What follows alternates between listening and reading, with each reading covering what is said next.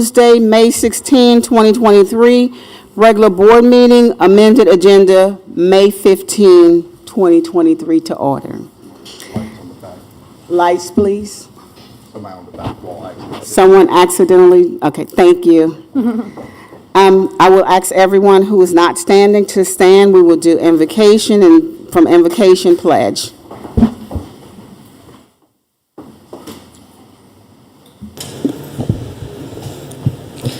Let us pray. Our most gracious Heavenly Father, we come to you tonight to ask that you be with each and every one of us as we recognize our students and our staff, as we honor our retirees that have given so many years to this district, and we appreciate them so. Please be with them for the rest of their journey. As they go home and relax, please be with them and give them safety and enjoyment of many years to come. Lord, please be with us tonight as we go through the business of the district. There's so many amazing things going on and so many important things that we need to consider. Please be on the hearts and minds of all involved, the district, the school board members, and the community, and all of our staff and students. Please be with us all as we consider all of these important decisions. Lord, we come to you. And please just touch our hearts, help us to remember what's important, and help us to remember that our students are first and foremost, and help us to remember all of our decisions weigh on them for now and for many years to come. Please touch our hearts and give us safe traveling mercies home tonight to be with the rest of our families. In your sweet and precious name, amen. Amen. Pledge allegiance to the flag of the United States of America and to the republic for which it stands, one nation, under God, indivisible, with liberty and justice for all. You may be seated. I would like to entertain a motion to approve of the agenda. Madam Chair, I make a motion that we approve the agenda as presented. Second. I have a motion and a second. If there's no question, all in favor, please signify by raising your right hand. Could I mention one thing just for correction? I'm sure it's a typo, but on item number 12, open session, there's a date of 4/24/23, and I'm sure that must mean today's date, 5/16/23. So if it could stand corrected.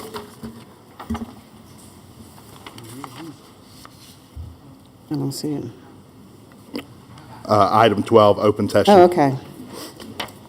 Oh, my. Okay. We already made the amendment. All in favor of the motion, please signify by raising your right hand. Unanimous. Did you? Okay. Unanimous. Thank you. We will now go to our chair's report, and I'm asking to go ahead and entertain a motion to approve of minutes, Committee of the Whole, April 18th, 2023, regular board meeting, April 24, 2023, Policy Committee meeting, May 1st, 2023, Committee of the Whole, May 9th, 2023. Madam Chair, if we can, before we get a motion on that, I do have one correction to the minutes, the regular board meeting from April 24th, 2023. On the second page of that, under old business, it says Mr. Irwin made a motion to cancel the Prismatic Consultant Services contract ending June 30th, 2023. My motion was actually that ending date be May 31st of 2023.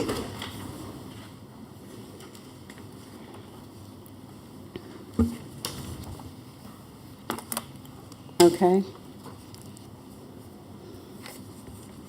Madam Chair, I make a motion that we approve the minutes as amended for the April 18th, April 24th, May 1st, and May 9th meetings as presented. Second. We have a motion. We have a first and a second. All in favor of the motion, please signify by raising your right hand. Unanimous. We will now have recognition. Ms. Wickens. Thank you, Ms. Simmons. At this time, I'll recognize Dr. Cave for student recognitions, community partners, and staff of the month. followed by Retirees by Ms. Hamilton, and the Clean School of the Month by Mr. Blakeney.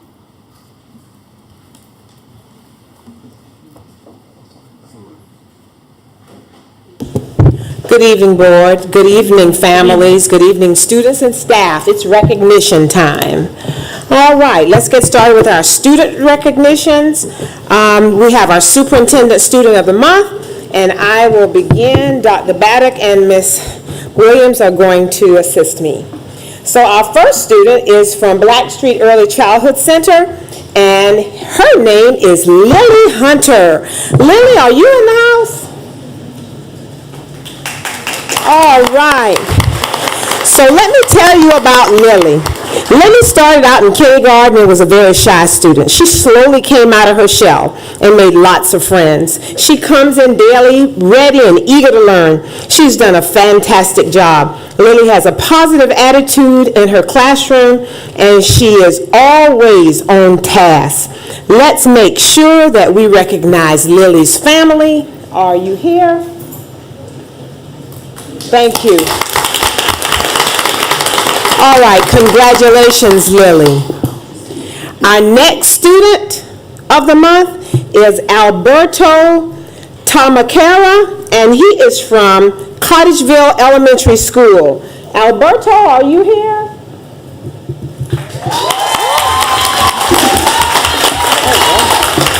So, Alberto is a hard-working student who always gives his best in all that he does. He's trustworthy and always willing to help students.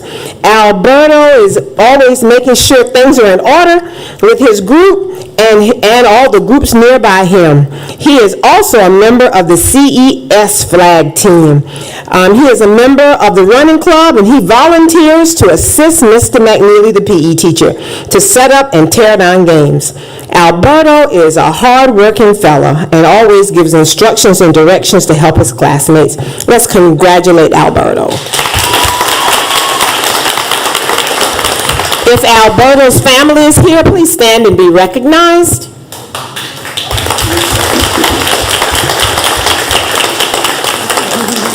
She's a little shy back there, but she's back there. Wonderful.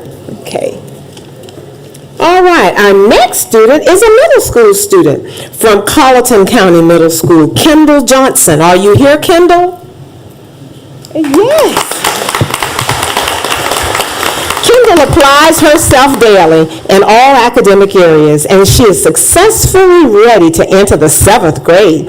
Kendall has made the superintendent's list 2 out of 3 quarters. All of Kendall's report card grades have been A's, 90 plus, and she's only had 1 high B. Kendall never frowns up on academic challenges, and she applies herself wholeheartedly. Let's congratulate Kendall and her. If Kendall's family is here, would you please stand and be recognized?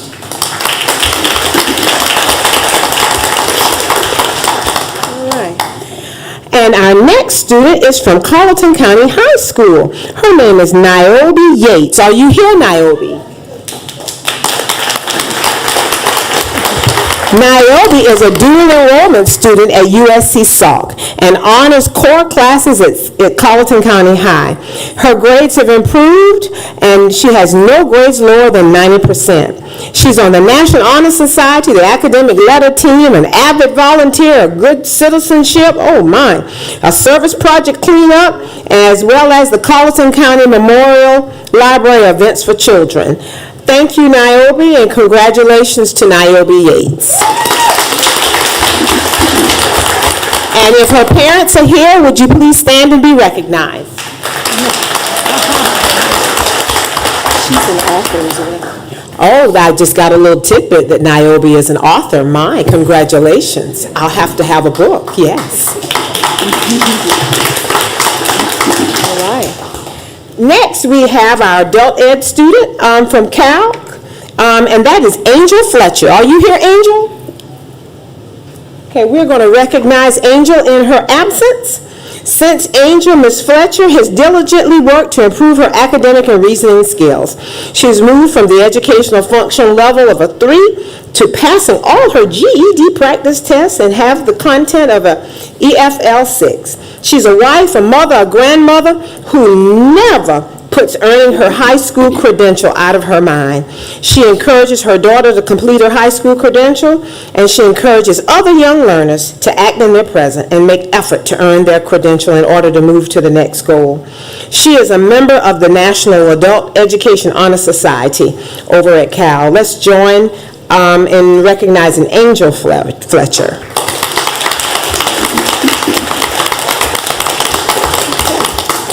Now, we will move to our student athletes, and we will go with our male high school athlete, and that is William Reasonover from Colleton County High School. Is William here? Okay, we're going to recognize William. He's shown great leadership, determination, and adaptability on and off the tennis court. As a result, he was able to show positive results in the court throughout the season. His hard work diligently paid off for him. Let's congratulate William Reasonover. Our female athlete of the month from Colleton County High School is Faith Bishop. Are you here, Faith? We will recognize Faith in her absence. Faith Bishop is a senior on the girls' varsity soccer team. She's a leader on and off the field. She maintains her grade and is always an exceptional student and athlete. We cannot wait to see what the future holds for this bright young athlete. Let's recognize Faith Bishop.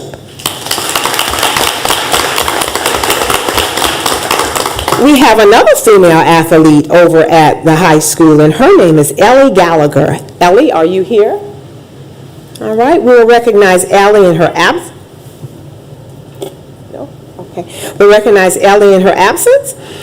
She's a freshman on the girls' varsity soccer team. Her grades are maintained, and she's the epitome of a great student athlete. Even though her high school career is young, she has become a key player for the team.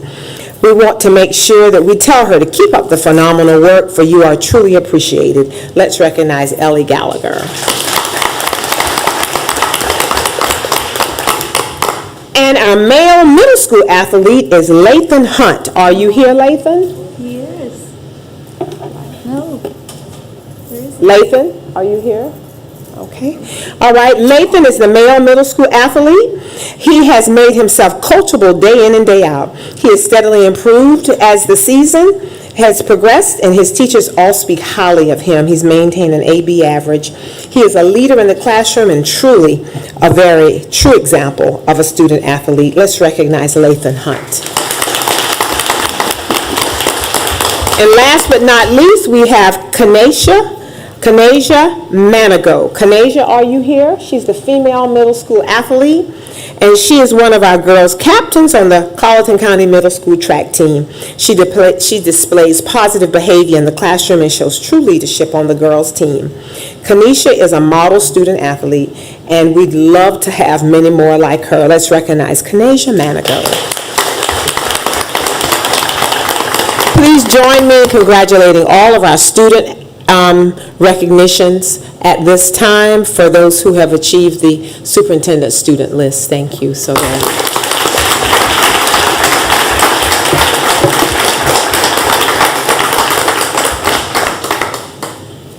All right, you can be seated. Did you get a picture, Miss? You already got a picture? Okay, you all can go back to your seats. Thank you so very, very much. All right. Congratulations, everybody. Oops, that's all right. Let me shake that one. All right. Okay, we're not going to stop there. We're now going to do some special recognitions, and that's for our athletic teams. I thought I saw Coach Austin in the house. Yes, thank you. Would you come forward, please? We're going to recognize some outstanding student athletes. We have many of them, but we're going to single out a couple of teams right now. Thank you.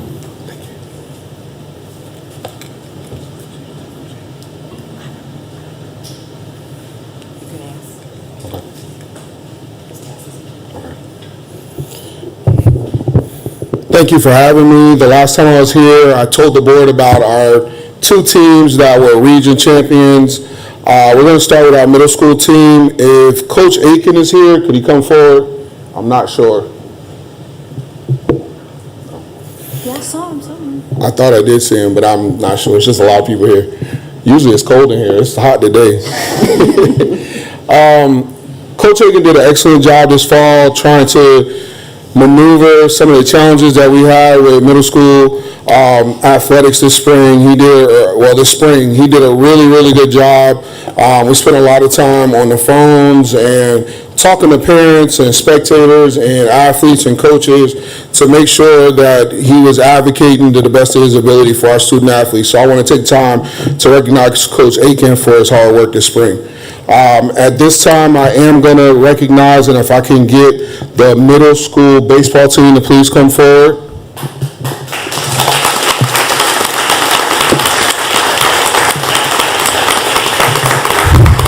This is our second year in the Beaufort County Middle School League. Last year, our middle school team played in the championship game, and we were not victorious.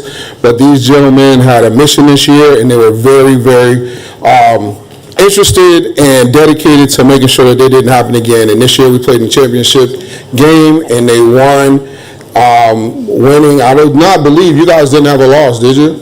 We had a tie? One tie, but no losses. At this time, we get Coach Jacobs to come forward. He's going to introduce the players on the team.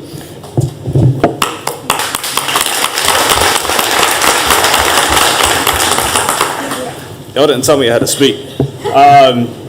To my left, we'll just start from left to right. We've got Trip Norris, 8th grade center fielder for us. We've got Michael Whitkin, 8th grade pitcher and infielder. Bentley Hires, 7th grade infielder.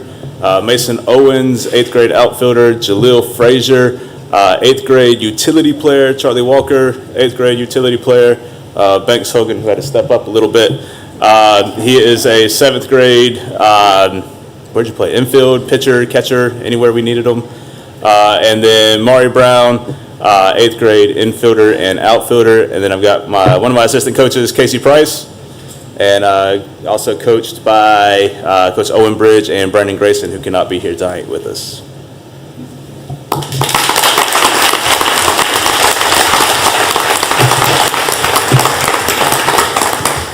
These gentlemen do not know defeat. They did a really good job this year representing their school district and Carleton County, so we want to give them another round of applause, please.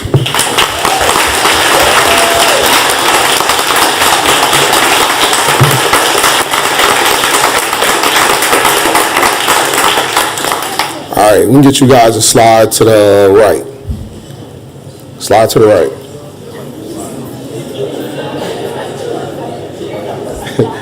All right, stay right there. And this time we're going to take the time to recognize our other region championship team, which is our high school softball, varsity softball team. Our varsity softball team is coming down to the 5th year. I was told, I was corrected, I thought it was 4, but it's year number 5 consecutive region championship. At this time, if we can get any young ladies who are here from our softball team and our coaches to please come forward.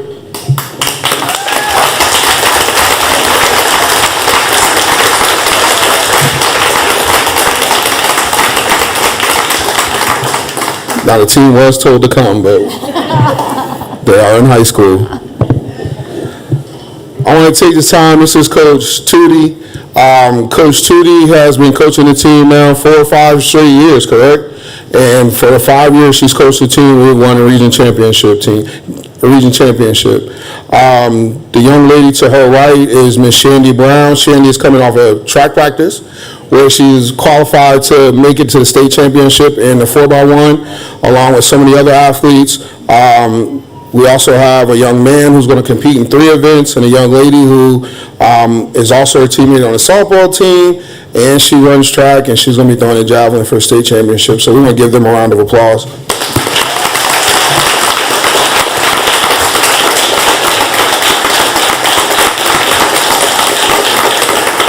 Coach Tootie's done an excellent job with the young ladies. Every season I've talked to her since I've been here for 4 years. Every season when I talk to her, she says, "Oh, we'll be okay. We're just going to try not to finish last," but she always finishes in first. And Coach Edwards is also going on 4 consecutive years as the Region Coach of the Year. So we also want to give her a round of applause for that as well.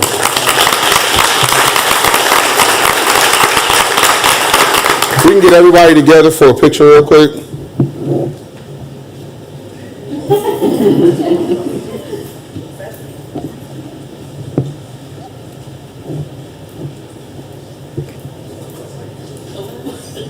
Mara, your sister won't bite you.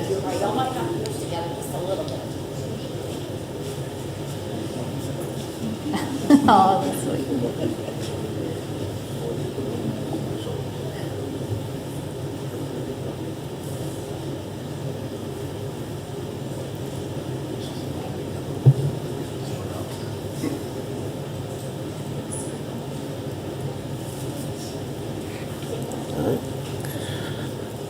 Thank you.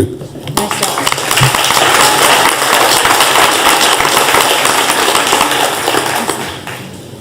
A special thanks to Coach Austin for recognizing our athletes, and a special thanks to the coaches and all of the athletes for the marvelous job that they have done this year. All right, we will continue with our community partners, and then we'll follow by our staff. So, at various times during the year, we pause to recognize our community partners because they do so very, very much for us. Tonight, we could not exist without the community partners that we are recognizing this evening. Our community partners tonight are Colleton County Helping Hands, our MUSC Bowen Children Wellness Center, Colleton County Sheriff Department, and the Walterboro Police Department. We're going to begin with Colleton County Helping Hands. If you are here, I think visiting us tonight, we have Ms. Heather Davis and Ms. Jessica Bloodworth.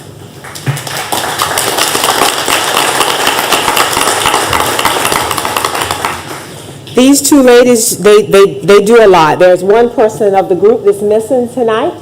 We'd like to make sure that we acknowledge that. And they do a lot to set up our mindfulness rooms at our various elementary schools. So thank you so very much for all that you do.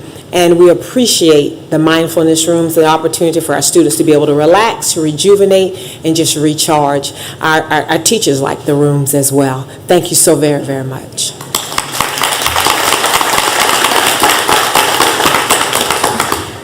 All right, next we have our Walterboro Police Department. Not sure whether anyone is here. Okay, yeah, Ms. Tina. Wonderful. Thank you so very much for being here and for also being a coach. So we'd like to recognize them for the work that they do in our schools. They sponsor our Cookies for Cops, and they also help with field day events for the support. Thank you so very much on behalf of Colleton School District. Last but not least, we have our SROs in the Colleton County Sheriff Department. Is anyone here from the Sheriff Department? All right.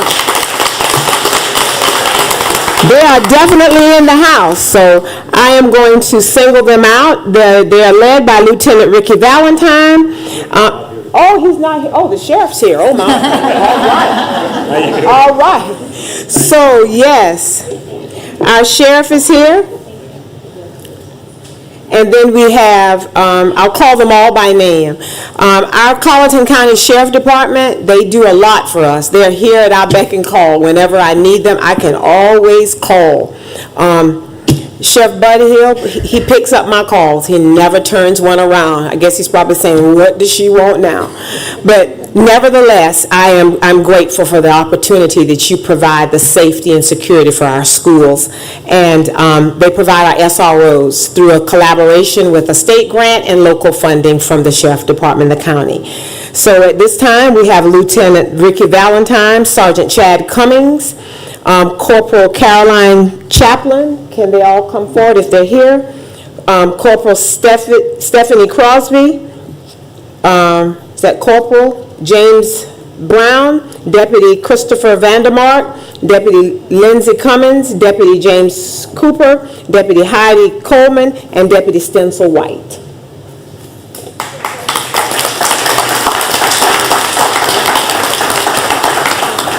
These are SROs who are in our buildings, and we are grateful for them. We also would like to recognize our deputies that are here providing safety and security for us on the side. Would all of you all come up, because whenever I need you, you're always there. All right, I want everybody to come to the front and be recognized tonight.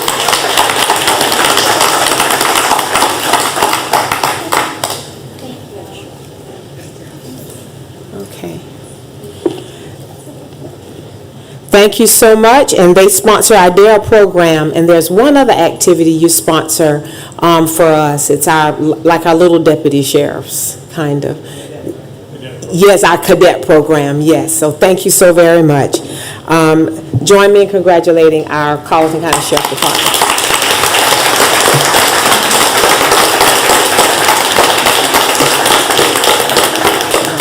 Thank you all so very much. Thank you. And last but not least, we're going to recognize our Boeing Wellness Center, and Nurse Dania Dangle is going to come up and talk all about that. I think she's already here. Yes, thank you.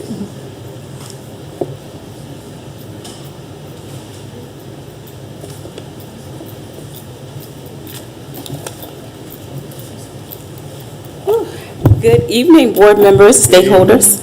I would like to bring before you our partners with MUSC and Bowen, Ms. Jennifer Stinzy and Tiffany Foster.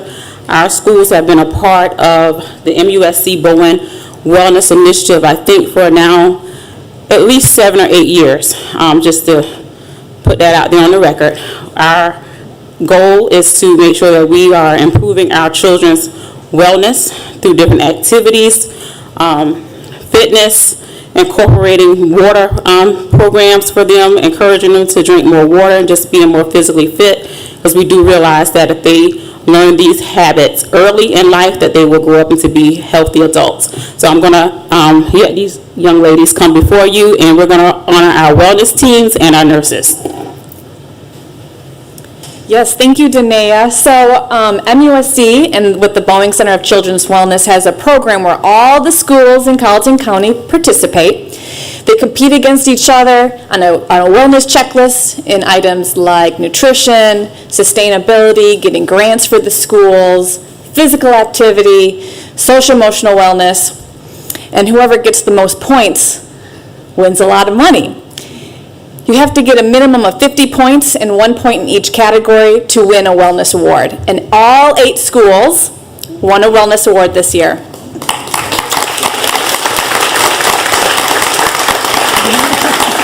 I would love to bring the nurses up and the wellness leads so we can recognize them and all of their hard work and leading the school and their team throughout the whole year. Coming up, ladies. Woo!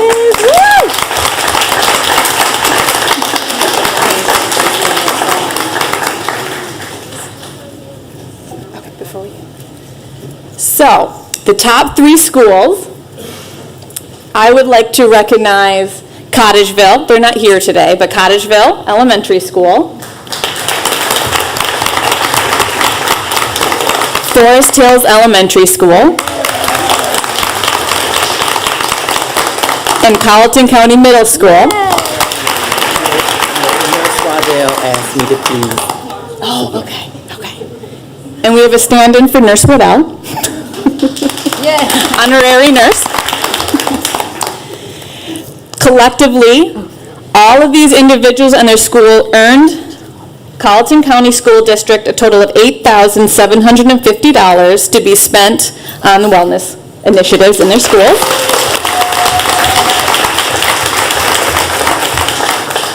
And I would like to recognize the winner of the grand prize, which is an additional $1,000 to Colleton County Middle School. So congratulations.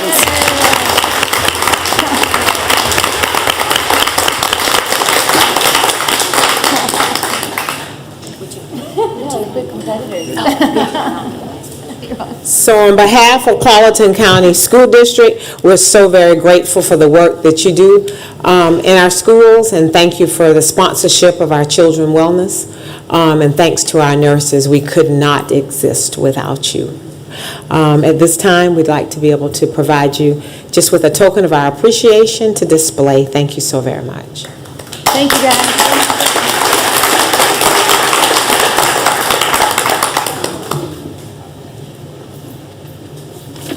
Okay.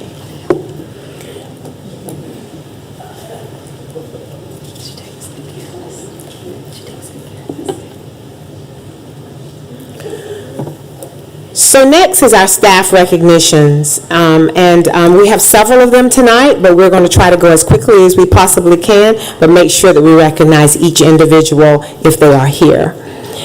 So we'll begin with our Teachers of the Month and our Support Staff of the Month.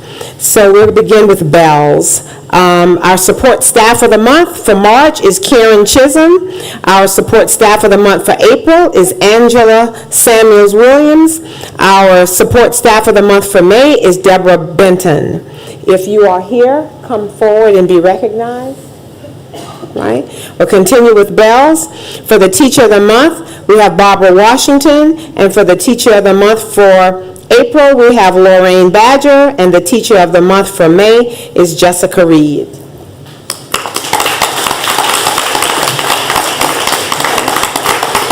Next, we have Blackstreet Early Childhood Center. Our Support Staff of the Month is Denise Crowley. Our Support Staff of the Month for March is Pearlie Simpson. Our Support Staff of the Month for April is Ashley Colbert. And our Support Staff of the Month for April is also Michelle Scheider.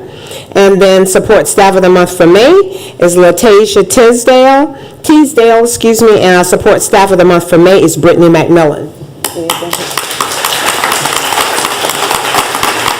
And for our Teachers of the Month for March is Deja Hollington. Teacher of the Month for April is Casey Avant, and Teacher of the Month for May is Karen Villava. Very good. Outstanding. Congratulations to you. Congratulations. You're welcome. All right.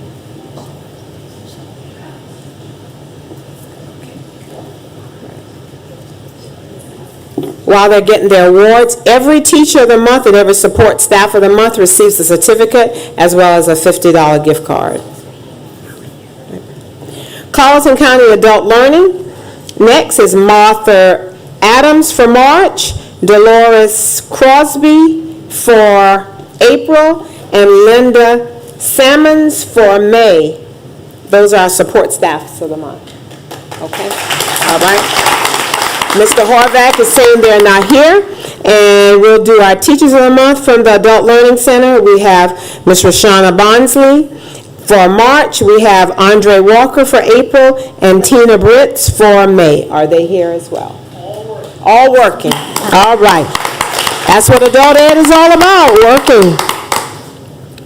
We'd like to recognize them. Then we have our Support Staff of the Month for Carleton County High. We have Jennifer McElveen. We have Bria Hamilton. We have Beth Ann Buchanan. All of those are Support Staff of the Months for March, April, and May.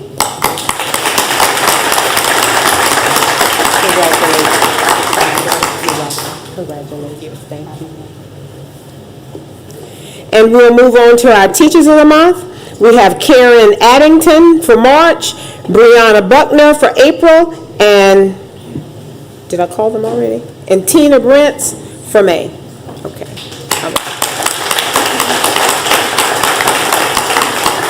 All right, and then we'll keep going. We have Carleton County Middle School. Our Support Staff of the Month for March, we have Jocelyn Grant. Support Staff of the Month for April is Queen Reed, and Support Staff of the Month for May is Dennis Gant.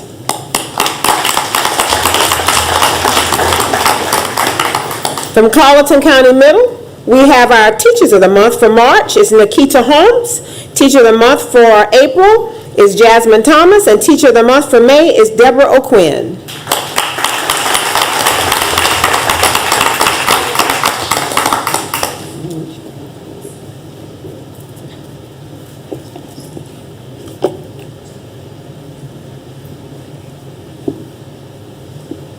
All right.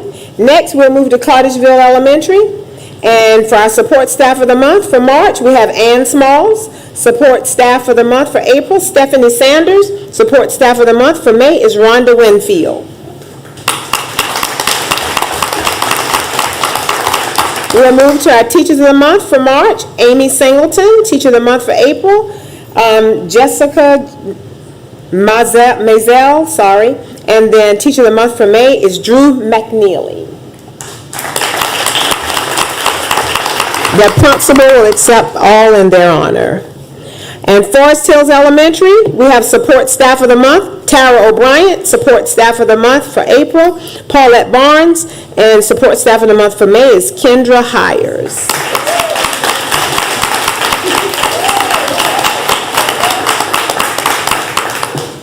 Is that Kendra? All right. I want to correct that, Kendra. When I looked back and saw you stand up, I said, that's Kendra. Okay. Forest Hills Teachers of the Month, we have Angela Capers. For March, April, we have Brenda Briones Hance. And then for Teacher of the Month for May, we have Anna Rosario. Congratulations.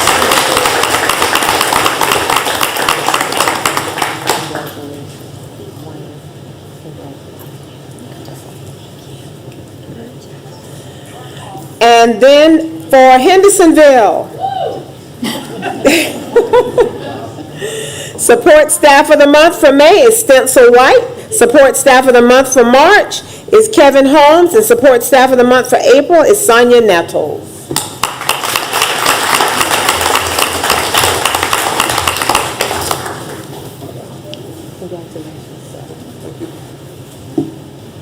Hendersonville Teachers of the Month, Shelby Haynes is for March.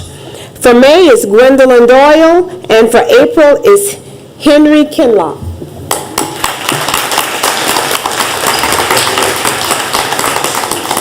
Congratulations.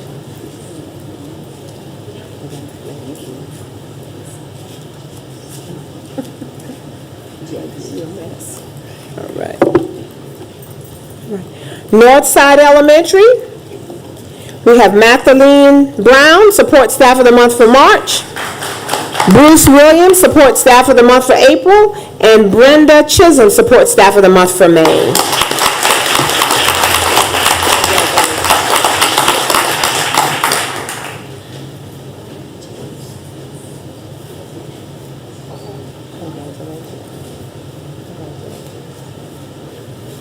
All right, our teachers of the month from Northside, we have Elizabeth Jones for March, we have Jessica Reeves for April, and Nicole James for May.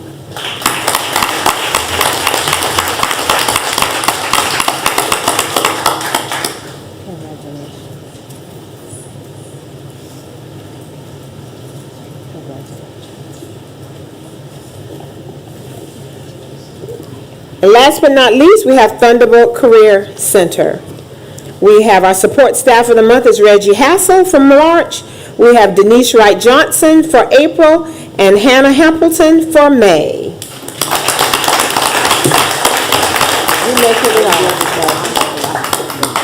Thank you.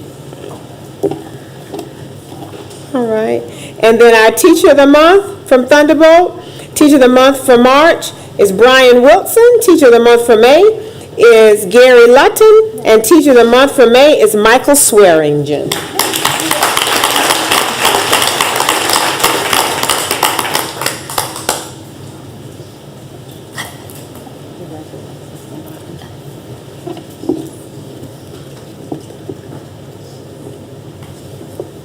Thank you so very much for all that you do. You give entirely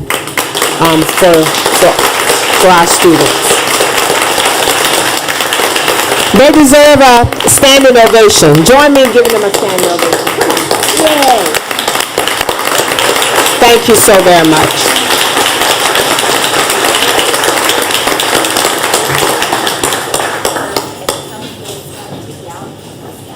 Photo time.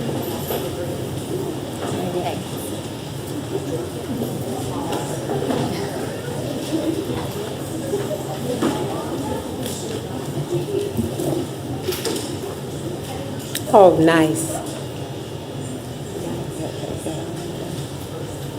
Very nice. Thank you. I missed some shaking some hands. I don't remember whose hands it was. I didn't shake yours. I didn't shake yours. Two hands I didn't shake. All right. Excellent. You're quite welcome. Take a paper. I will. I'm done.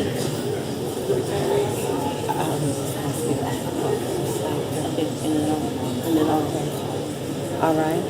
Now we're going to have our retirees and our teachers of the year. We're going to begin with our retirees by Ms. Wilson Hamilton. I'd just like to thank our retirees for all that they have done. It's a great day, but it's a sad day as well.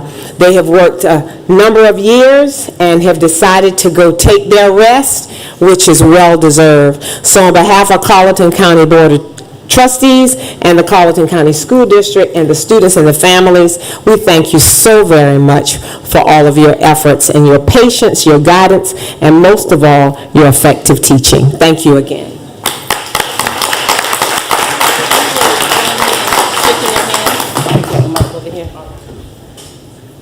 All right. I want to say again, just echoing Dr. K's sentiments. We want to take the time tonight to recognize our retirees, both certified and classified, who will no longer be with us. But I want to give you an open invitation. If you feel the need to come back, please call me or come see me. I'll be happy to find something for you to do. I do want to be able to show the public just what we will be giving our staff. This is your blanket. You go home, get on your chair, relax. It has your name at the top, and then it says retirement rules.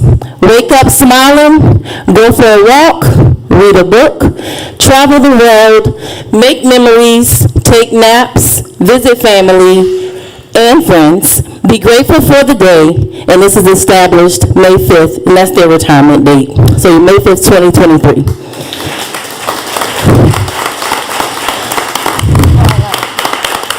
So I ask that as I call your name that you would come and shake our hands and receive your gifts and certificates. So our first retiree, Mr. Josh Oaken. Okay. Miss Mary Campbell.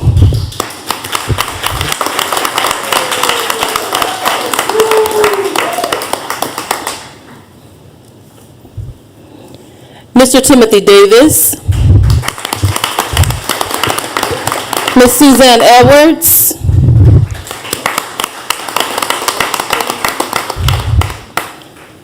Miss Holly Hires. Miss Julie Hyatt. And while she comes up, I just want to say, Ms. Hyatt gave me my start. I started education in her classroom. Well, she started as my mentor, and then I ended up in her classroom, and so she modeled for me what good teaching should look like. And so, Ms. Hyatt, I'm forever indebted to you. Thank you so much. Mr. Richie Johnson.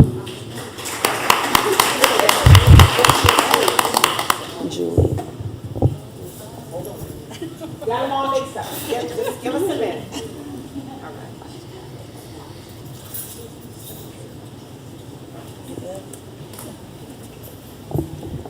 Mr. Charles Locklear.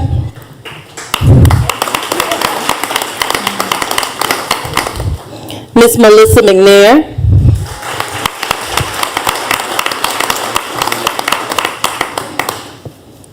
Miss Jane Mullinex.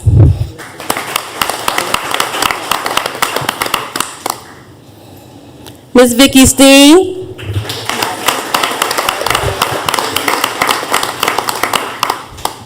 Mr. Michael Thomas.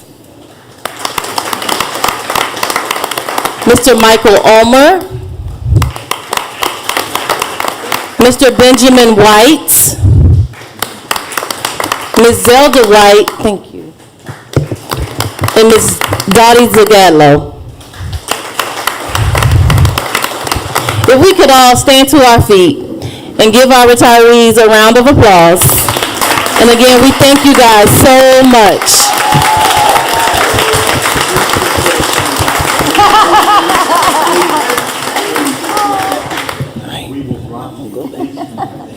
Thank you.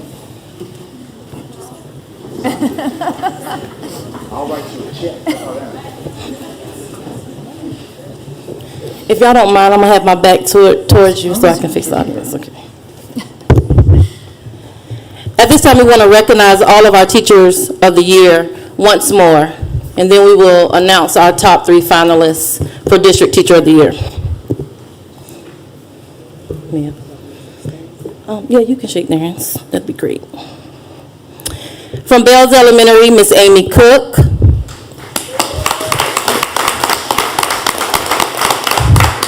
From Blackstreet Early Childhood Center, Miss Julie Hyatt.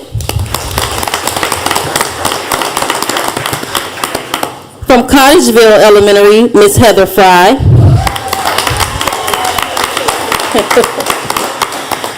From Carleton County Middle School, Mr. Kevin Wiggins.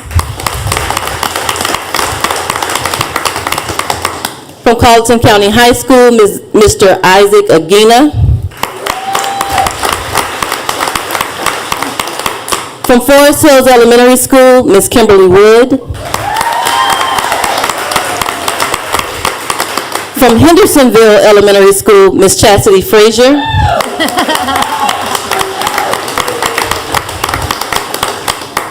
From Northside Elementary School, Ms. Katrina Withers.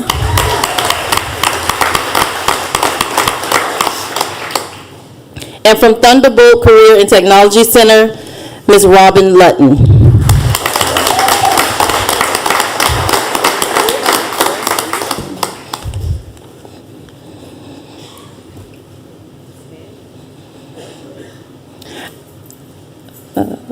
If you would grab a vase as I call the name. Our first finalist for that is now in the running for Teacher of the Year for Carleton County School District is Ms. Heather Fry from Cottageville Elementary School.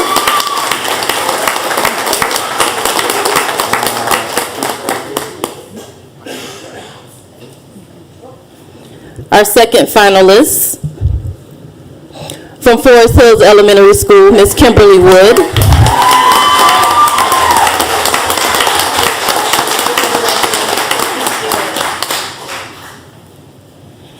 And our third finalist from Carleton County High School, Mr. Isaac Aguina.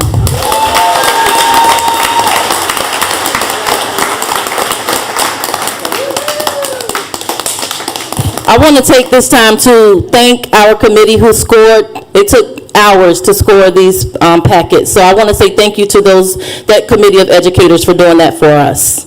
Let's congratulate these people again.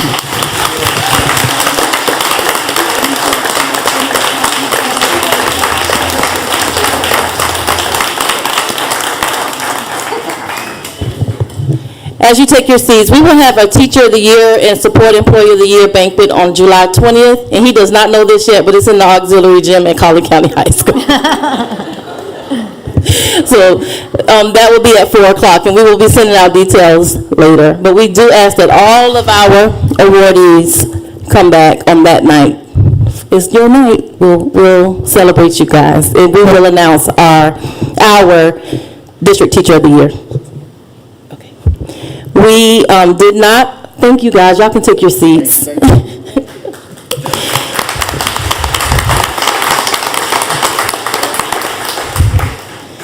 We want to recognize one other retiree who is here, Miss Joyce Gathers. I'm so sorry. She's saying finally. Congratulations, Miss Gathers.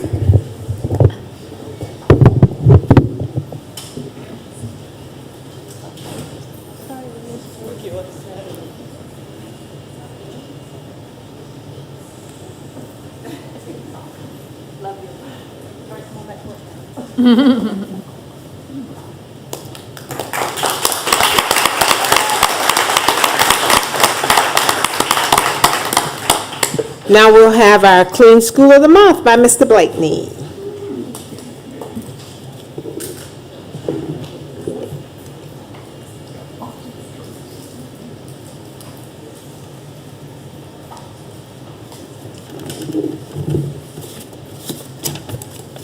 Good evening. Good evening. Again, it's a pleasure to come before you to share with you the Clean and Safe School of the Month.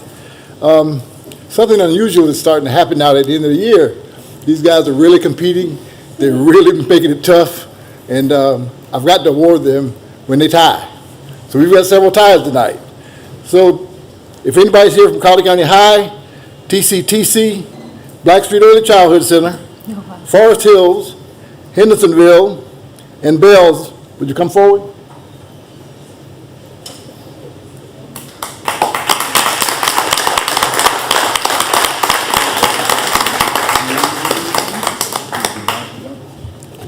Okay. Third place with a score of 70, Bells Elementary School. Get out here. A second place tie between Blackstreet, Forest Hills, and Hendersonville with a score of 71.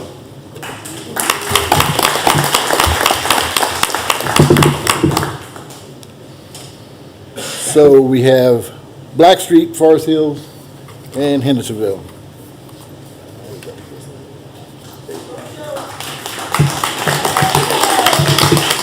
And in first place, with a tie again with the score of 72. And you notice the scores have gone down a little bit this month, but they're all right together. Colleton County High School and TCTC. Nice job. And the winner of the Horizon Award, Cottageville Elementary School. Nice.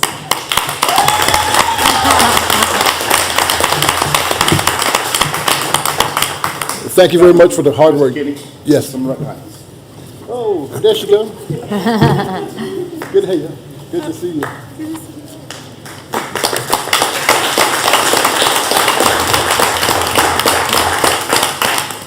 I just want you to know that I appreciate all the dedication and hard work that you all provide for this district. Thank you. Thank you.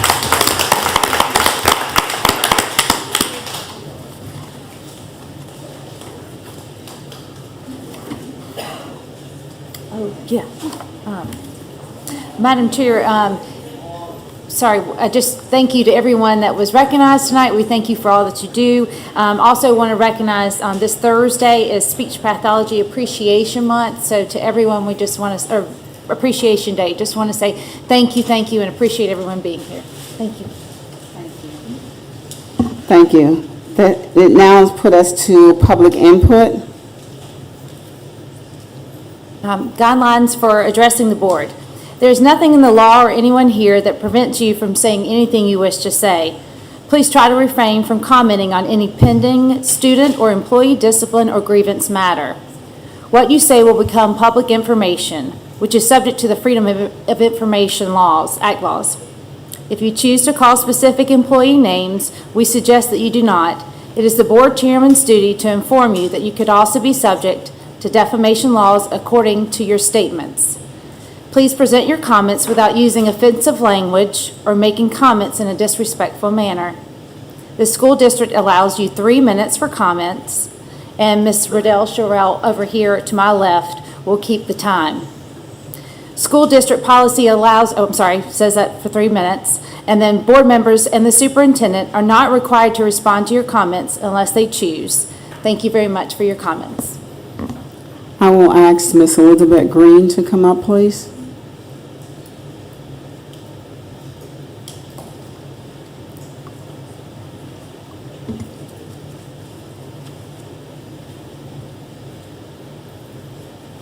Hello. Hi. Good evening. My name is Elizabeth Green. I am a parent of an 8th grader and a 5th grader. I am here today because I emailed each and every one of you about how disappointed I was that the plans did not go through this year for the upcoming, or for the renovations. Oh, I can speak louder if you need. Okay. because I usually have a very loud voice. I heard Dr. Cave's revised plans that include having the 6th grade in the elementary school and blocking off the wing at the middle school to house the alternative learners. I think that is a great idea, and we can't wait another year. We won't have the funds in another year. And the way that the middle school has been, I had to pull my 8th grader out of the my 9th grader out of the middle school when she was in 8th grade because of the chaos and her safety. She did not want to go to school. I do not want that for my 5th grader who is going to become a 6th grader next year. She was very excited to have to stay at the elementary level one more year. She thought that it was a great idea. She was excited. Her friends, the 5th graders that I spoke to at the elementary school, were also excited. They wanted to stay. And then I thought everybody was on board, and then you wanted to wait another year. We can't keep waiting for this to happen because the way that the middle school is, the way that our behaviors are in the elementary, middle school, and high school, we do need a change, and we need a change now. We can't wait another year. We won't have the funds in another year. We have the funds now, and the plans that Dr. Cave have come forward to can be done. And I've talked to staff, I work in the schools, I've talked to students, I've talked to the 5th graders. If you want to come in and talk to the 5th graders, they'll tell you that they were excited to stay one more year and go to a middle school that is going to have a little more structure than it does now. So I please ask you to reconsider your votes, and please vote for that change to happen now for the next school year and not wait for another school year. Thank you. Thank you, Ms. Green. Madam Chair, real quick, if I may, if any board members, I think I'm looking now, and I don't have that email, and I think Ms. Strobel said she didn't get it. If anybody got that, if you could just forward it and make sure the rest of us get it, I would appreciate that. I sent it twice. Ms. Green, I didn't receive it either. Okay, I can resend that to you. If you will, please. I sent it from my personal email, and I know that Dr. Cave didn't get it from my personal email, so if it's okay, I'll send it from my school email. Sure, absolutely, thank you. See you tomorrow. Yeah, thank you. Thank you. We will go to our old business, considering the naming of the football stadium with community input. We have done the advertisement for 2 weeks, right?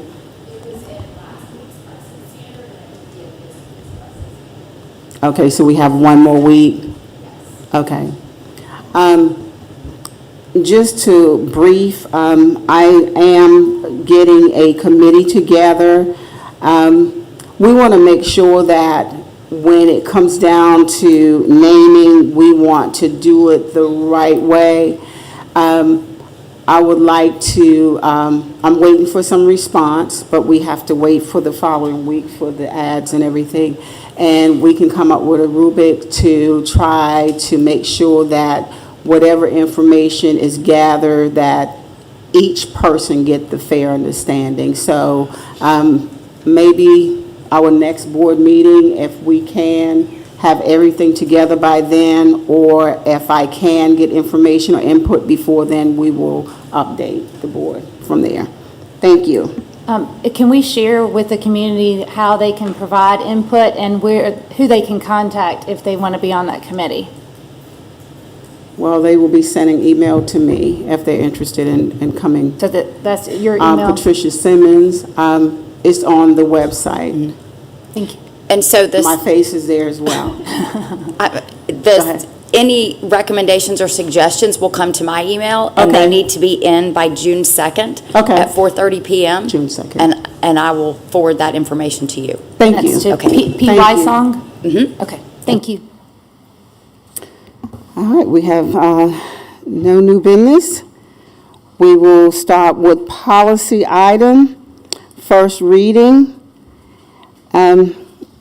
Do you all want to go by policy, by, each one, or you want to do it together? Okay, we're going to start with policy 7.01, which is policy DG, credit card use. If there's any question that you may have, we have the attorneys here. Go ahead. I see you about to say something. Yeah, we would love to hear from our attorneys. Well, first of all, to the attorney, how would you like to follow through with this?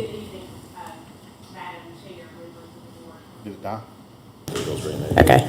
Good evening, Madam Chairs, members of the board, Superintendent Cape. Thank you all for having us here. Just going through these policies with regard to policy DGD, the credit card use. The adoption of this particular policy would be unnecessary simply because the school district, to my understanding, does not have the type of card that this policy contemplates, so no action would be necessary, or you could adopt, you could make a motion to not adopt that particular policy. But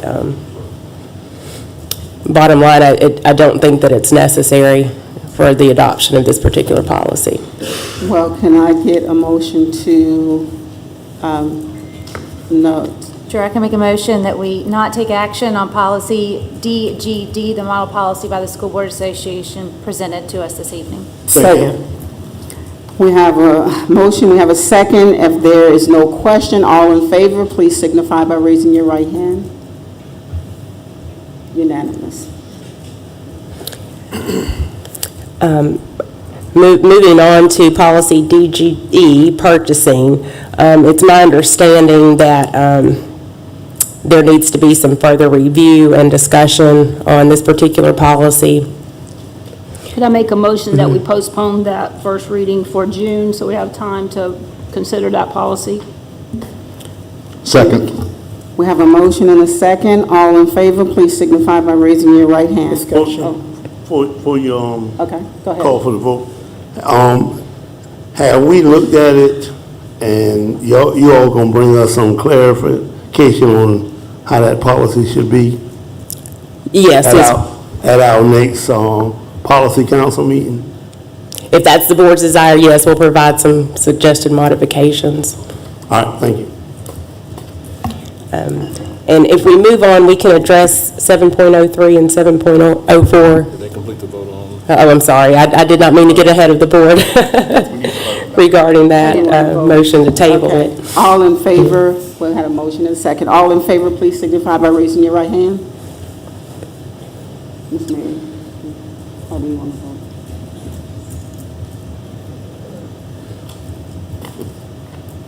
Are you want to agree with it or you disagree? I'll agree. Okay, unanimous. Go ahead. Okay, thank you. With regards to policies cited under 7.03 and 7.04, and specifically GCQE, retirement of professional staff, and policy GDQC, retirement of support staff, both of those policies, it's my understanding, following the committee meeting, the Human Resources Department provided feedback and input. Can I get a pause? Ms. Jones had injections in her eyes due to having surgery on tomorrow. So I think her eyes are irritated by the light. If it's okay with the board, I would make an agreement for her to leave. If it's okay, do you feel you need to Whatever we need to do, she's not Yeah, feeling because your eyes, you want to go home? Okay. Do you have someone to drive? Are you sure? Where you want to go? Could I get you to assist her? That's right. Police officers, maybe? Make sure we get her home. Sure, Ms. Mary? Can we, if nothing else, can we get one of our officers just to kind of escort Ms. Jones out? She's just not feeling well. Thank you. Okay, all right. She says she's okay. We just want to make sure she's. She has injections in her eyes, she said. Thank you, Ms. Dingle. Surgery. Ms. Dingle coming over to help you, Ms. Smith. Thank you.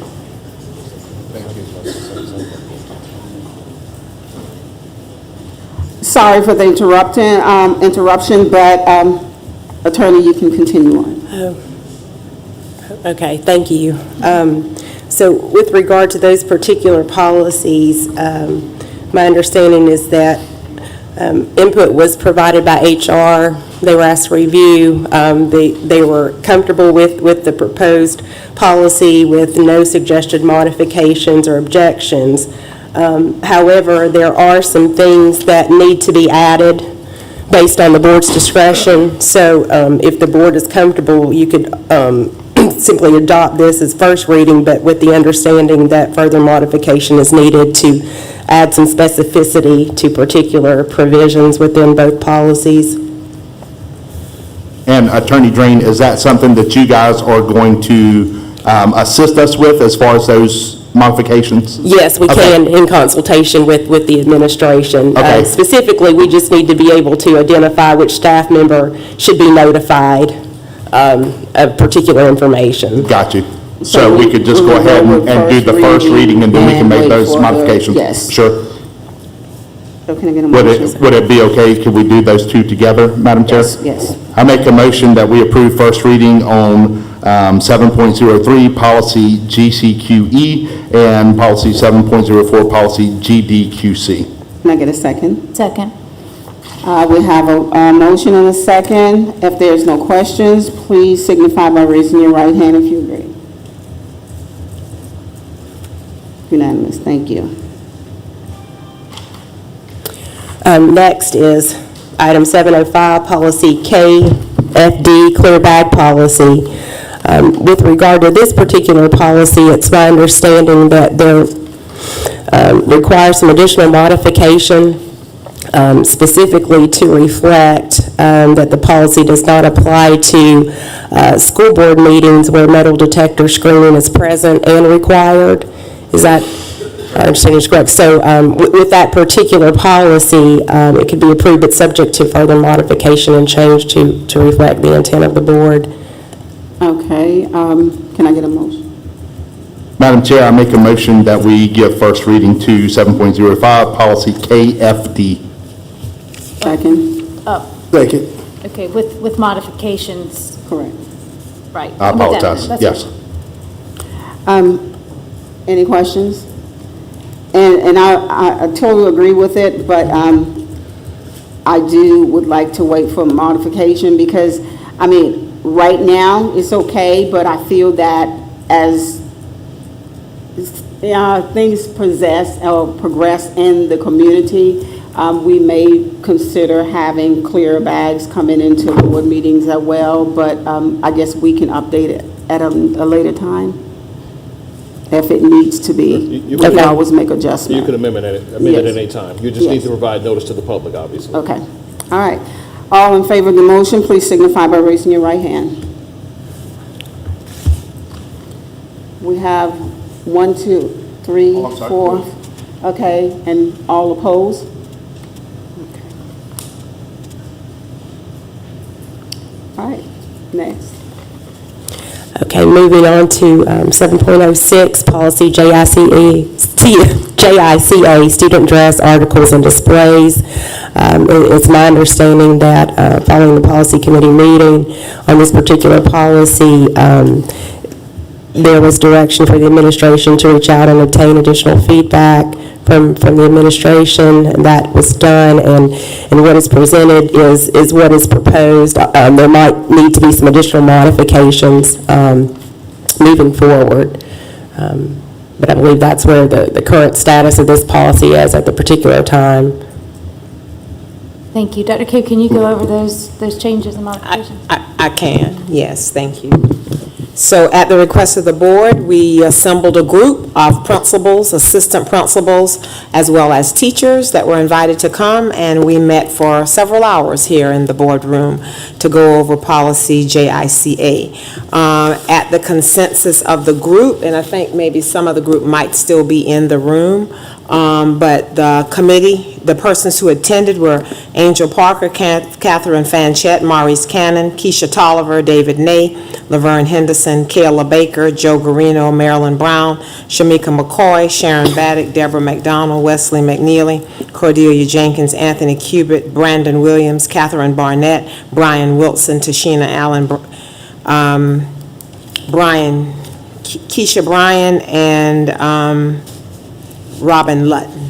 all of those persons were a part of the committee who showed up to provide the input. So just roughly, Dr. Kate, that's over 20 people, right? I didn't count. Okay. Yes, sir. A Yes, sir. large group. We invited numerous persons. Okay. But this is who came out for those few hours that we were here. They examined two policies. They examined the cell phone policy and this one, but we have recommendations tonight for this one. So if you'll look on the second page where it says dress code requirements, the committee decided that we should do away with what do you call them, the hoodies, and replace that with crew neck with no hood. Right, so that is the change there.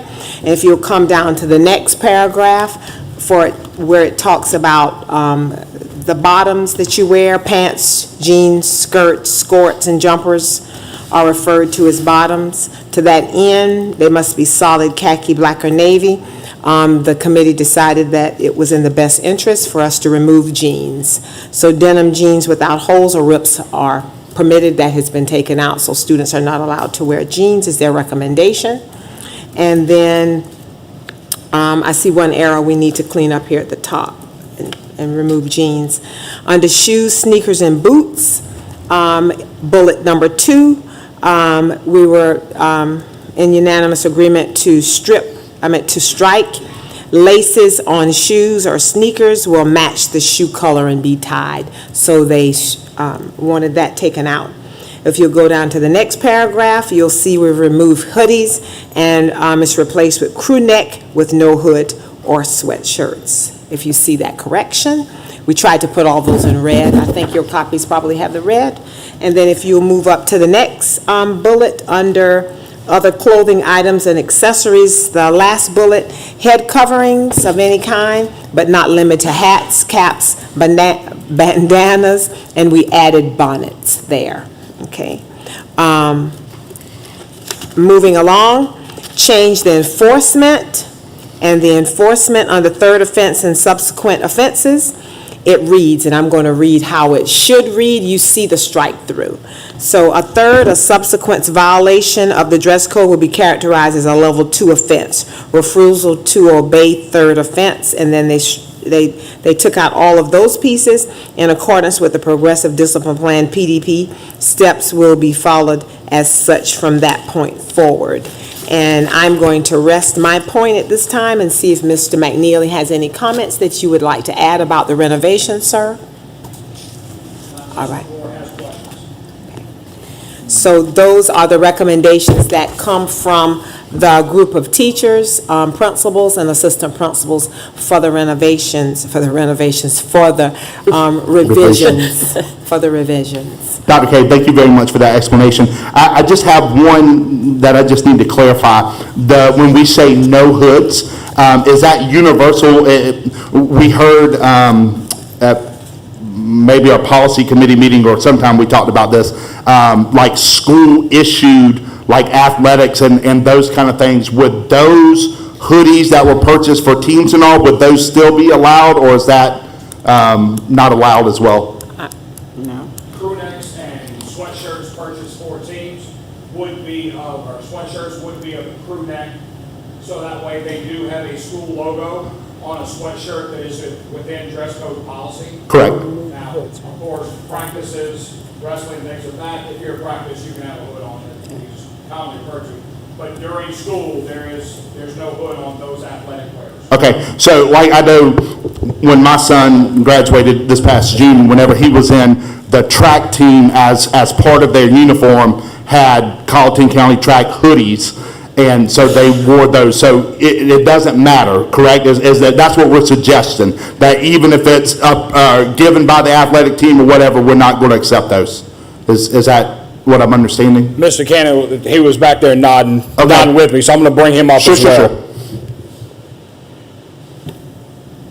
Good evening. Yes, sir, that is correct. Okay. The expectation of the uniform will be standard for all students, even if you're participating in an athletic event. after school hours, if you're traveling to an after school athletic event, if you're on a school bus or you're actually on someone's campus because you have a track meet, that's where you can wear that uniform. During the school hours, during the school day at Carlton County High School, between school hours, you must be in compliance with the dress code, even if you're a part of an organization, and that's no hoods. Thank you very much. Yes, sir. Thank you. Mr. McNeely, can you address the third offense and what that, just to kind of explain what that change is, so we can better understand what was tweaked, so.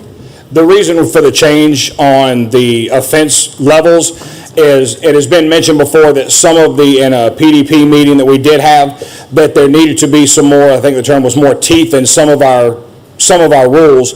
By changing this to a level 2 refusal to obey at a third offense, it actually does add a stiffer punishment, and the subsequent punishments that come with it they progressively get more severe than what the policy had originally. There were dress code issues, and if you followed what the policy did say, it was call the parents, you go home for a day, or you go to ISS. Now, there's more teeth to the policy where the parents have to take ownership, because it does become an interference for them as well. Here's my only concern with that, and I would love to consult with our attorneys, not necessarily now, but before, maybe if we pass this first reading before we get to second reading. The way this revision is, it did say, according to the policy for the discipline, now going to the PDP, if I'm not mistaken, the PDP is not something that the board approves or has any say in. So we may need to tweak that just to make sure that policy is still, the consequence is still obeying by some kind of policy, even if we need to amend that policy in some way.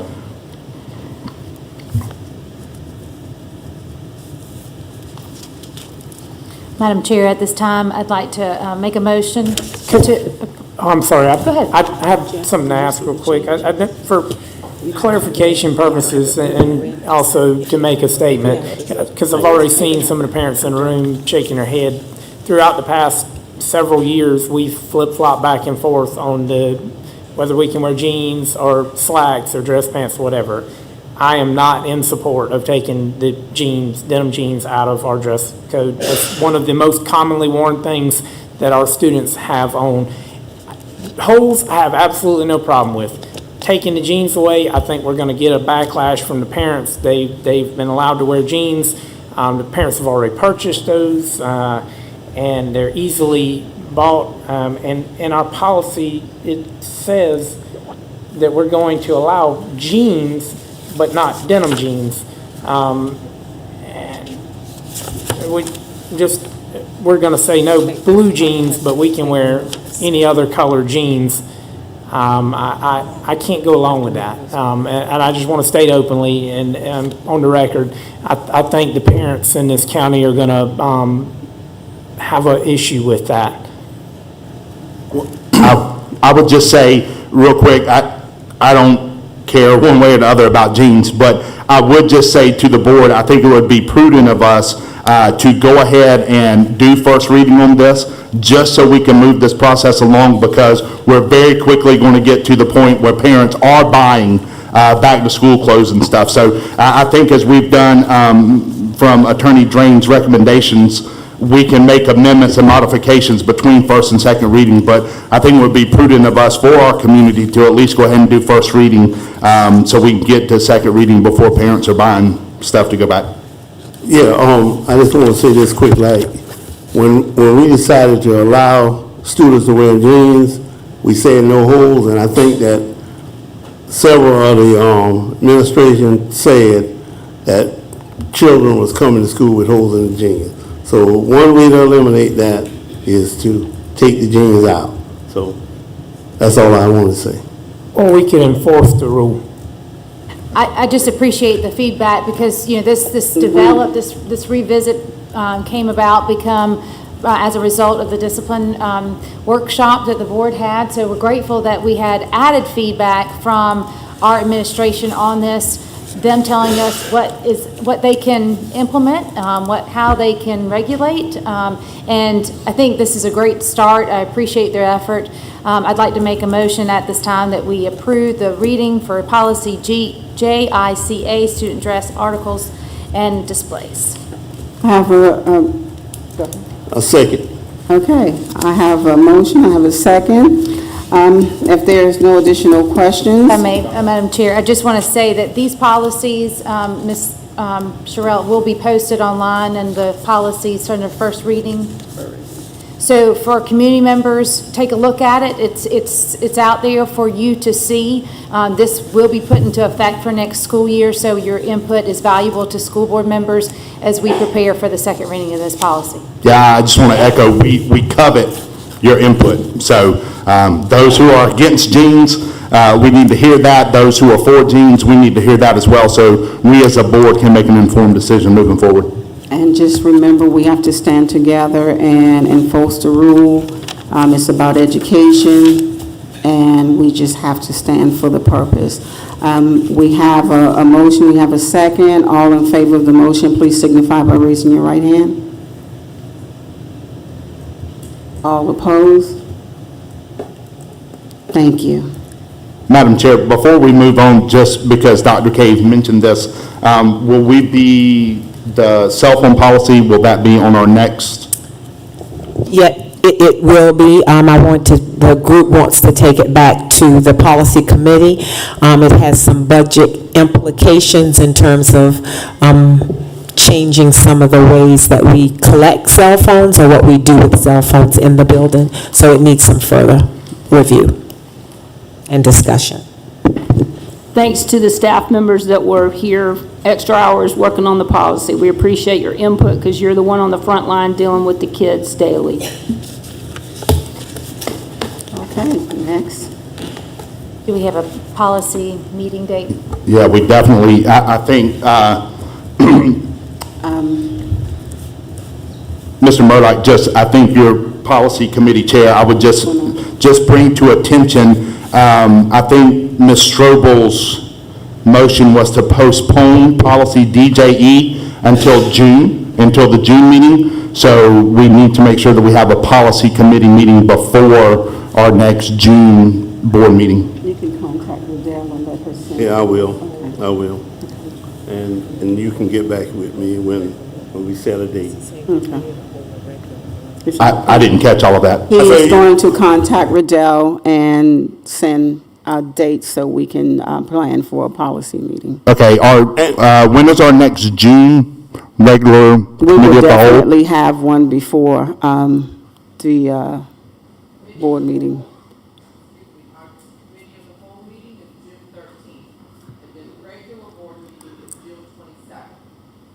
Okay, thank you. Okay, I'll let you know before then. Yes, sir. Thank you. All hearts are clear. We can go to superintendent report. Ms. Jones is not here, but we'll have superintendent come up, please.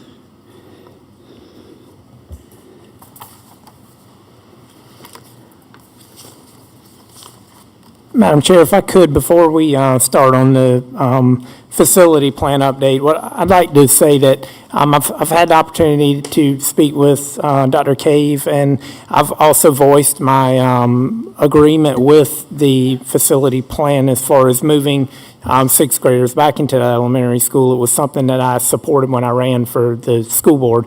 I think that the idea has some good points to it.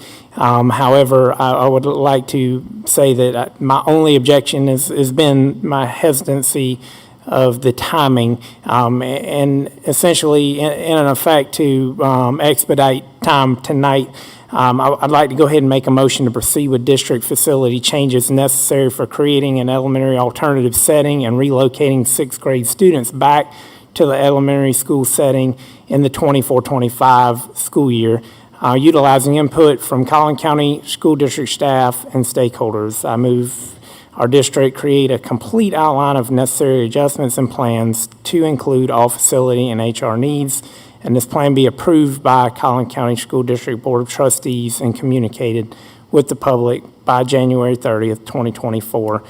Mr. Stiver, there's no reason to make that motion because that's already in place. If we're gonna do anything, we need to do this now. We can't wait and not, present this to these students,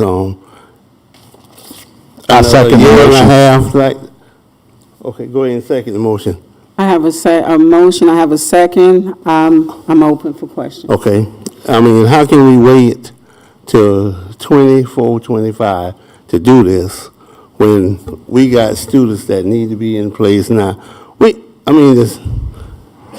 We hadn't even got out of school yet. You don't think we can be prepared to do this by August? Well, unfortunately, Mr. Murdock, we've already had teachers turn in contracts that were under the assumption that this would not happen until the 24-25 school year. And if we move forward with that now, that may have changed their decisions on their contracts.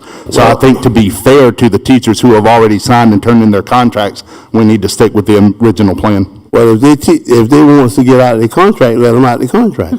If we just cannot keep putting things off. If I can speak to the motion, also, a part of the motion is utilizing the stakeholders. Just let him finish and then you. Thank you. If we keep moving things back, every meeting we have to wait. We have to wait. Next year this time, we'll be waiting again. The next year after that, we'll be waiting. When are this board going to take action and do something? Mr. Murdock, we could move forward if we meet with the community like our policies say, and that was part of the motion in April, so we wouldn't be waiting if we could get the community like the stakeholders did for the dress code. We need input from our community, our policies say, and that would be the step we need to take next as the motion was made in April. There's been no clarity on this issue by teachers because we're trying to rush it through so fast. We've already lost teachers that have sent word to us that they were under the understanding that we were doing this and they did not re-sign contracts, when in reality, we voted 2 meetings ago to wait until the 24-25 year.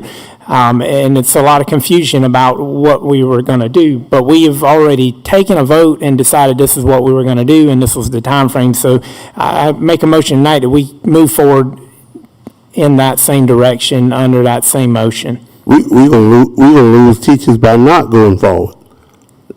Mark my word. And students. Makes no sense. Well, Call we for have, vote. excuse me? Any other discussion? Ready for the vote? Well, I will get there. Okay. We already had the motion was already approved prior to. Right, but I'd say, like the fact that you had a motion and a second and discussion, at this point, you call for the question if there's no further discussion.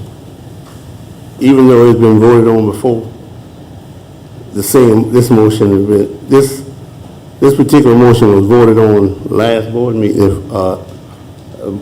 Okay, we can move the meeting on. All in favor of the motion, please signify by raising your right hand.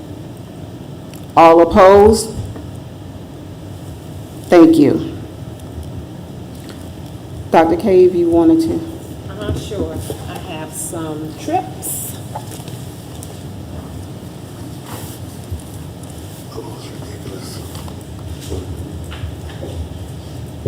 Okay, so we have a couple of field trips. I think you have them already. I'm just going to call them by number, 2897 and 2898. What is your decision? We also have 29. Oh, 2908, sorry. So that was So we three? have 2897, 2898, and 2908. Yes. 3 trips. And on all three of these, as I'm looking at them, there are no costs associated with any of the three, is that correct? Doesn't appear to be so.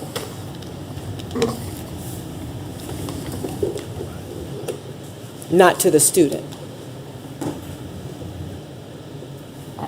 I'd like to make a motion that we do, can we do them individually? Make a motion that we approve the field trip ID number 2897 as presented to the, for the yearbook workshop.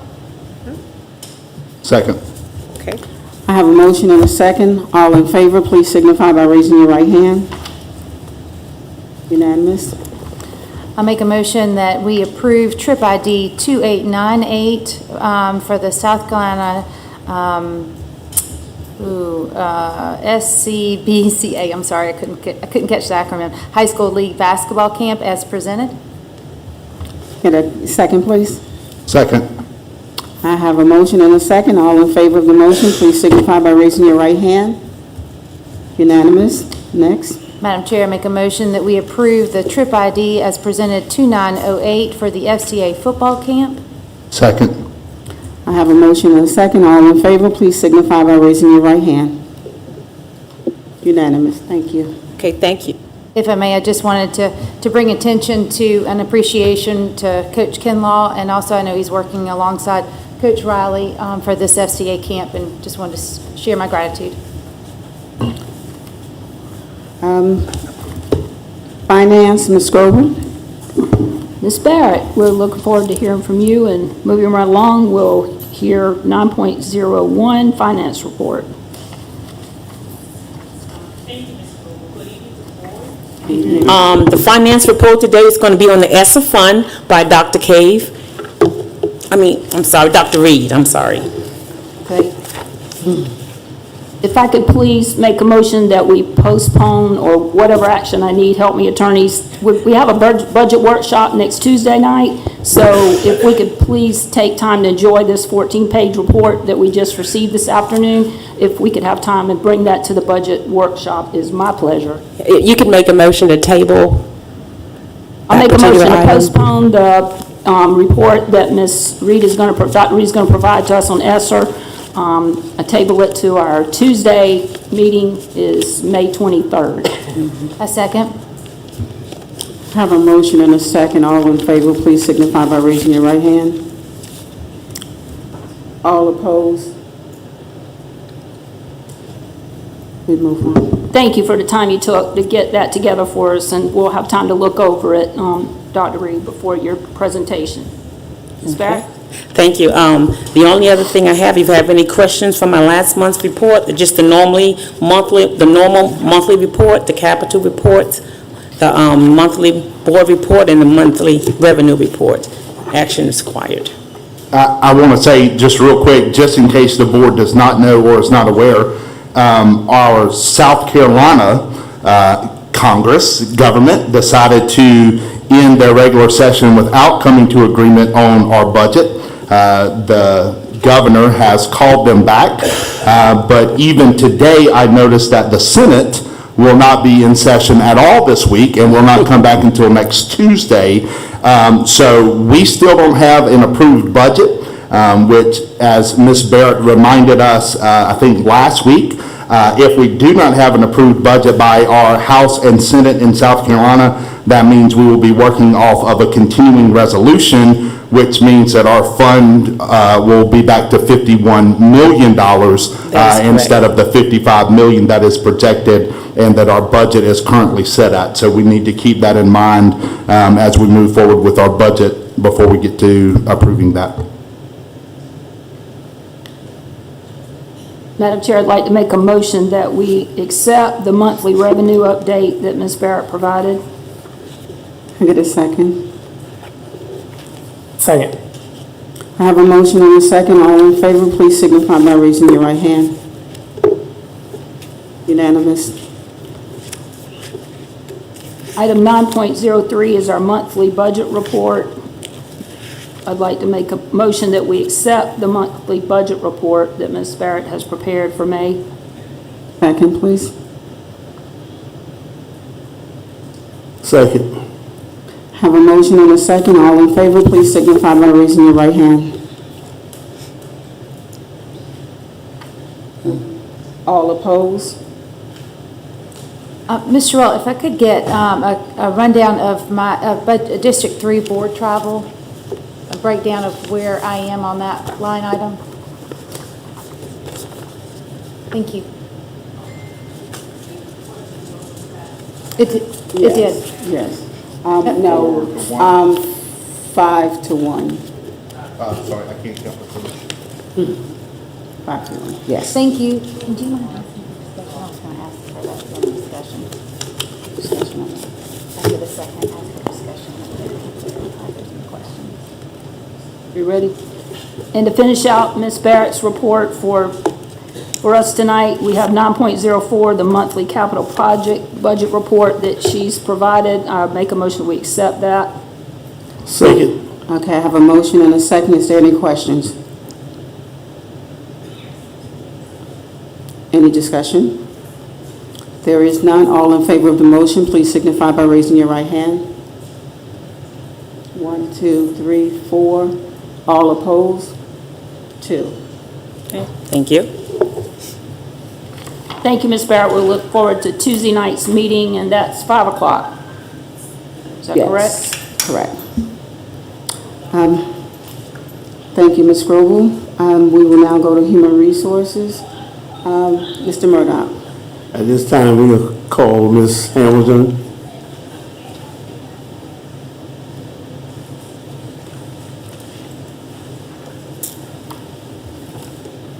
Good evening. Good evening.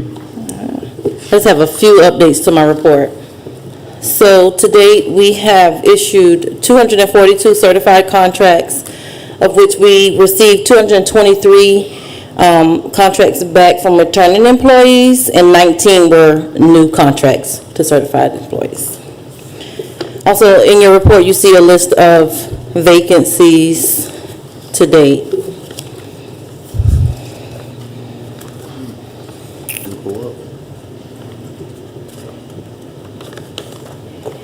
And then there were 2 reasons added, that were noted, that were added to our report for reasons why employees have stated that they are desiring not to return to Collin County School District.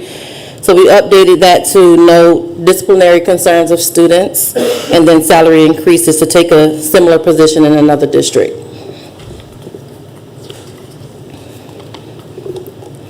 And then we have items that we need to discuss in executive session for your consideration. Any questions for me? One thing, I got 2 packets here. One says that we issued 286 certified contracts, and the other says 242. Sure. So 286 was what we presented.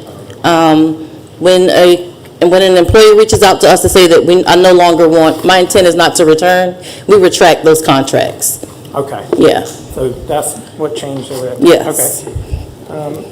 And also for clarification purposes, I know it was stated in the last meeting, before this information came before us in the last meeting, there was a page missing out of our packet that popped up in our packet during the meeting that we didn't get in advance. And it stated that it's essentially the reasons why teachers were not returning during the school year of 23-24.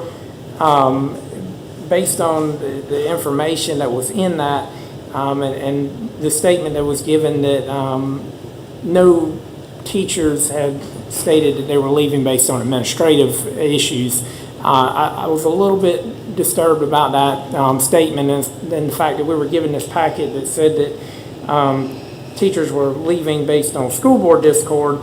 So I asked for that information, and I was given that some of that information was not actually written, but it was during informal meetings. So that information wasn't necessarily documented. It was more informal talk. Neither here nor there. I just wanted clarification purposes because the board had heard issues addressed throughout the year that stated clearly otherwise, but I think we've clarified that the difference is that some people left during the 22-23 year, and this information is only based on the ones who are not returning for the 23-24 year, but it does not include the teachers who had already resigned or left prior to this survey. Great point of clarity. So the information that was presented at the last board meeting was for staffing that impacts the 23-24 school year. The reasons that you are referencing are staffing issues that would impact this current school year, of which the board dealt with. So that took HR out of the picture. Y'all kind of dealt with that, and it was your decision as to what happened with those staffing issues. So again, just for a point of clarity and for the record, the points that were presented to the board and to the public were situations that impact next year's staffing. The situations that you're referencing, again, directly impacts this current school year, of which we looked for a suitable replacement. In most cases, we found that. Okay. Yeah. Thank you. Any other questions? Thank you. Thank you. Thank you, Ms. Hamilton. Madam Chair, before we move on, I just want to ask for a point of clarity. I notice on our agenda that curriculum and instruction is not on it, which means we don't get to hear from Ms. Williams tonight. I just wanted to make sure, was that intentional or was that just an oversight? The report was provided during committee of the whole.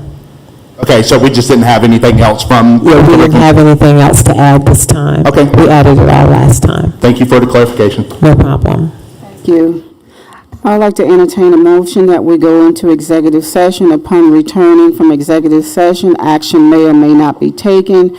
We will go into executive session for 11.01, 11.02, 11.03, 11.04, 11.05, and 11.06. Can I get a motion, please? Madam Chair, I would like to make a motion that we enter into executive session to discuss item 11.01, discussion of employment matters regarding hirings and resignations, SC Code 30-4-70. Item 11.02, discussion of employment matter regarding an employee grievance request, SC Code of Laws, Section 30-4-70. Item 11.03, employee grievance appeal, SC Code of Law, Section 30-4-70. Item 11.04, receipt of legal advice regarding employee grievance request, SC Code of Laws, Section 30-4-70. 11.05, receipt of legal advice regarding superintendent evaluation process, SC Code of Laws, Section 30-4-70. And item 11.06, student admittance release, SC Code of Laws, Section 30-4-70. Second. Have a motion and a second. We are now in executive, can I get a vote, please? All in favor of executive session, please signify by raising your right hand. We are in executive session. Thank you.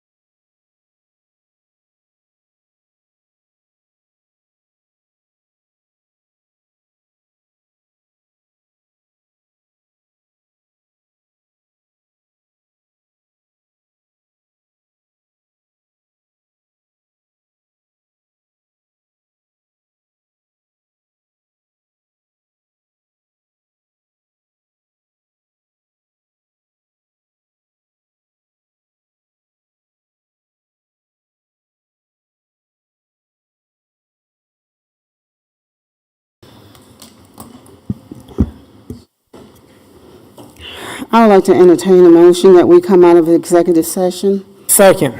Madam Chair, I make a motion that we come out of executive session. Second. I have a motion and I have a second. We are out of executive session. Go ahead. Madam Chair, I make a motion that we accept the professional administrative staff separations as presented this evening.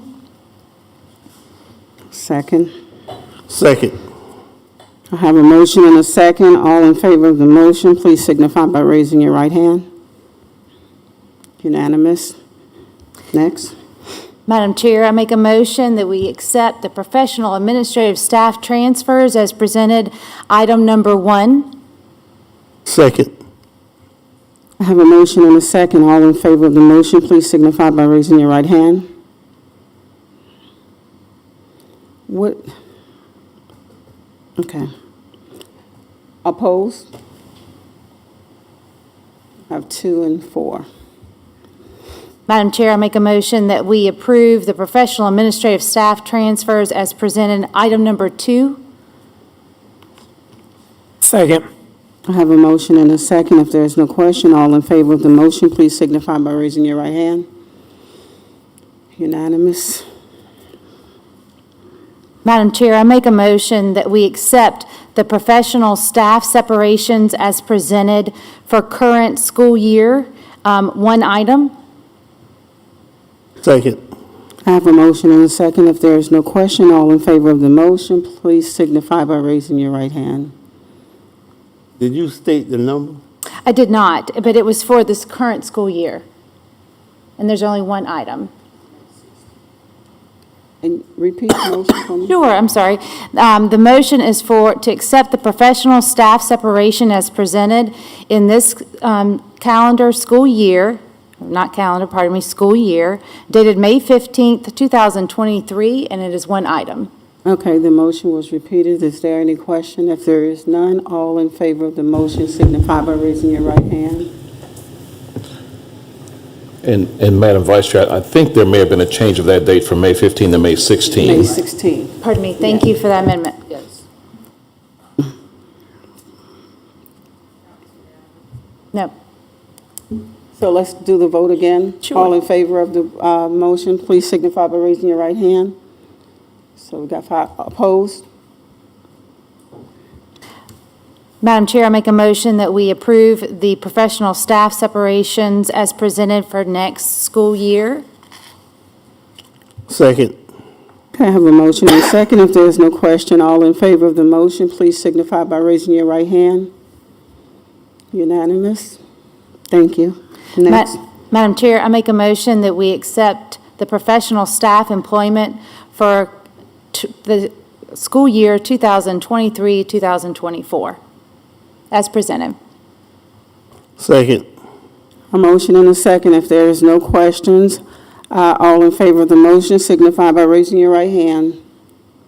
Unanimous. Thank you. Next. Madam Chair, for item 11.2, I make a motion that we hear the employee grievance that was presented to us tonight. A second. I have a motion and a second. If there is no question, all in favor of the motion signify by raising your right hand. Unanimous. Madam Chair, on item 11.03, the employee grievance appeal that was heard, there is no response from the board. Thank you. Next.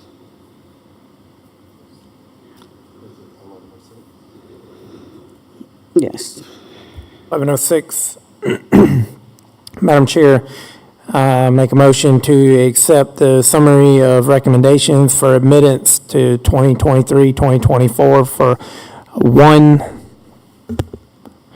and I think my mic went out. And also recommend that we accept the summary of recommendations for release